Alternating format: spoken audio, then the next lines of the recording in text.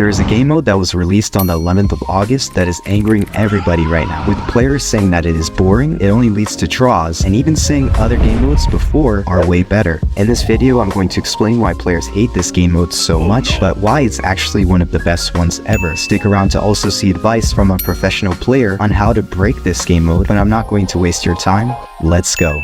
The goal of Timeless Towers is that the towers will last a lot longer than usual before being destroyed. The Princess Tower having only 1,401 health and the King Tower having about double that at 2,400 health does not mean they can be destroyed quickly, and that's because the towers will be healed for 300 damage about every 3 seconds. This makes it different from anything we've seen before, though I noticed that in a thread of hate towards this new game mode, there was one guy who defended it, making an excellent point on his part. He said that Timeless Towers was made for decks designed around making massive pushes to take down entire towers in one push. It's not meant for overly defensive decks that slowly chip away at towers. But let me explain.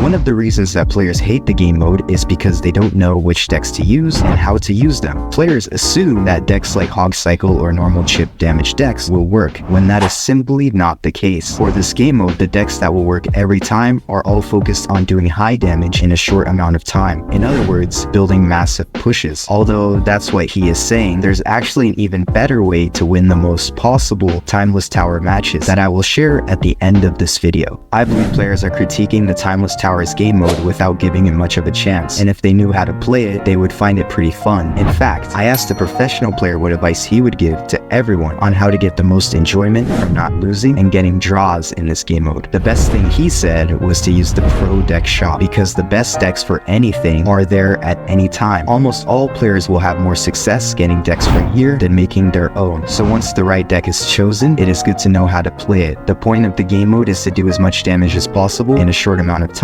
so it is best to wait for double elixir every single match. Before double elixir, make sure your deck can defend well enough and predict that all opponents are carrying a firecracker in their deck, because it is very good for defense. You will see it in this game mode a lot. Thanks for watching to the end of the video, and I will now reveal the secret about how to win the most matches in Timeless Towers. The secret is to have one of two cards, either the Mighty Miner or the Inferno Dragon. Both of them do a very high amount of damage in a small amount of time, making them perfect for not drawing games and winning them instead. Thanks again, and clash on.